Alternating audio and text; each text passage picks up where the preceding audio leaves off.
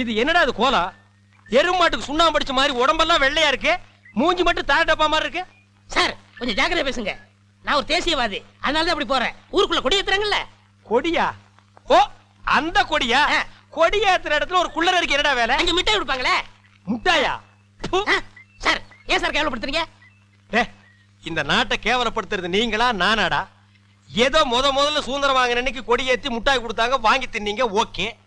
அதுக்கப்புறம் வருஷம் அவங்களும் முட்டாய் கொடுத்துக்கிட்டே இருக்கிறாங்க, நீங்களும் வாங்கி தின்னுட்டே இருக்கிறீங்க.